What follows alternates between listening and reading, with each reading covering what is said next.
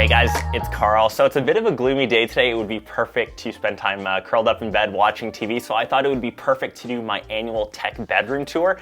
If you recall, I'm currently building a house right now, and I initially thought I wouldn't do another one of these bedroom tours in this spot, but we've hit some delays, and I'll show some B-roll of the current state of the future house slash bedroom. You can see we haven't even got to drywalling yet, but the biggest difference, obviously living in a condo right now to moving to a house, is obviously the view. The floor to ceiling windows right next to the trees is a huge difference from staring outside. I'm in downtown Toronto, all buildings here, so we're obviously looking forward to that. But let's get to this tour. We have a couple of new pieces of tech as we start, I guess, planning to move to the new place. And obviously doing one of these videos is great to just kind of round out the bedroom space. Starting off first with the bed, which is the most important part of any bedroom setup. So this one I've had for 5 years. I do find for furniture, it's always wise to spend an extra bit, especially if you can afford it, on some key staple pieces like your bed. If you spend a third of your life sleeping in this guy, the last thing that you want. I've had IKEA beds from university into college. They tend to break down. They tend to squeak after maybe 6 months to a year. And all the furniture here is from Rogue Concepts. I actually have some new pieces already planned for the new place, but this bed here slash all the furniture, it has that same walnut wood slash white combo. It's kind of the aesthetic in this bedroom. It's just a bit light, a bit airy, and I think it works well together. The bed frame specifically, I've had no issues. Once again, none of that weird squeaking, all of the fun activities that take place in the bed. It's still held up the test of time over that 5 years. The mattress itself, once again, something that I like to spend a bit more money on. So this one is from a company called Lisa. They've just got recently bought by Silk & Snow. It's a combination of both spring slash coil as well as memory foam up top. I find a lot of the box mattress companies, they tend to just be memory foam. They're a bit too soft and you sink into them.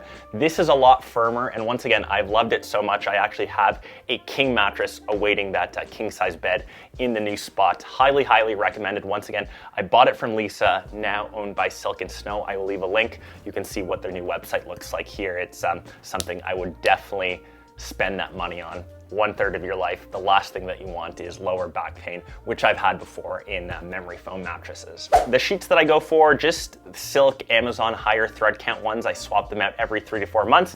And this throw, which is orange. Once again, if you haven't seen any of my vids, I love all things orange. I actually got this from a hotel in Soho in New York. I loved it so much that I asked the manager and he kindly put it into a box for me, and it now lives here. It's actually the only piece of orange, I think. I'm eyeing something which I'll get to in a second over on this way, but that is the bed combo. And the biggest piece of tech actually which we watch in the bed is this TV right off of frame here. So this is the Sony 75-inch X95K TV. It was Sony's first foray into the OLED space, which I got at the end of last year. It's been absolutely great. You get all of the great contrast ratios, the really deep blacks. Even though we are surrounded by a lot of windows, the majority of the content that we watch, it's usually at night. We watch a movie or a show right before bed. Since I am here in Toronto, maybe that Saturday, Sunday morning, like 6:30, 7 a.m., I'm watching Premier League on it. It's been such a great panel, and I'm planning on bringing this to the new spot, probably gonna wall mount it there. If you actually look at my TV stand, one little OCD thing that kind of really irks me, because the stand is 2 to 3 centimeters longer than the actual TV console, it sticks out slightly, which I kind of notice every time I walk onto my balcony, but that's just something to keep in mind. It isn't a deal breaker, it's just something that I notice all the time, sadly.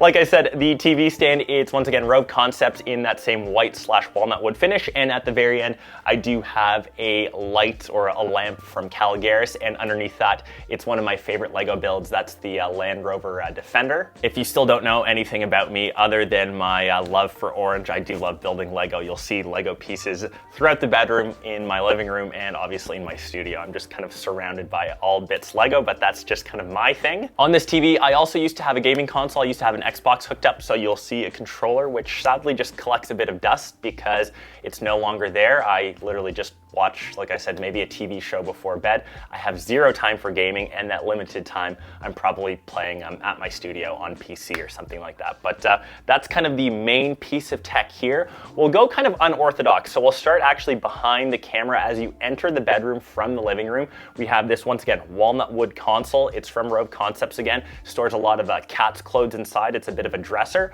Up top is one of the newest additions. Once again, not really tech, but it means a lot to me actually. It's my watch stand. It's from a company called Artwork Design, completely handmade, inspired by motorsport, by actually Porsche, my favorite car brand. And it's a bit more of a bespoke art centerpiece. You really get drawn to it. It has such a unique look to it. And when you think about the things that I love, Porsches, especially old school ones, watches, mechanical ones, there's a huge design aspect to it. And I was lucky enough for my wedding to partner with Omega to get their gold Speedy. A lot of the accessories that I got, they saw that I loved orange. I've had an Omega on my wrist since I actually turned 20. I had the original non-ceramic Seamaster, which was gifted to me from my dad for my 20th birthday, upgraded to the ceramic Planet Ocean for my 30th, and then now on the big day I have a gold Speedy, which has been so unique, so awesome. I am a huge Omega fan. I don't kind of fall into that Rolex hype, even though I think Rolex watches are great.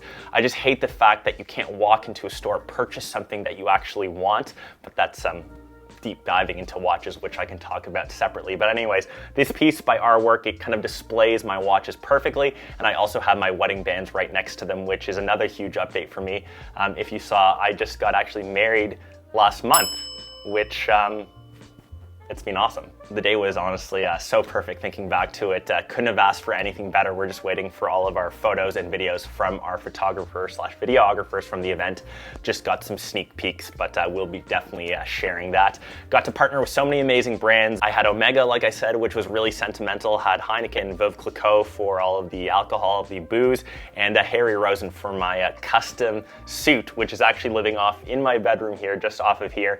They got me fully kitted out. I'm not someone that is really into fashion, but when I went to their HQ, it was such a sweet experience. They essentially made me feel like I was James Bond on my big day. The outfit which I had, it was still very classic, very timeless, but it had subtle little details that really popped out, like the emblem pattern on the tux. At their store, they've got hundreds of different fabrics to choose from, but big shout outs to my stylist, Adam, who made me look like $1 million. I really felt the part, had everything tailored perfectly, all the accessories. I've never worn a bow tie before. Was wearing a bow tie, looked great. The shoes, which were really shiny, was definitely out of my comfort zone, but the entire thing came out perfectly. Once again, I had little details stitched in orange on the inside. I had Kat and I's initials on the inside, so once again, super sentimental. They made it personal. The entire experience was great, and I am a married man now, which is awesome. And thanks to everyone that sent me messages. Haven't responded to half of them.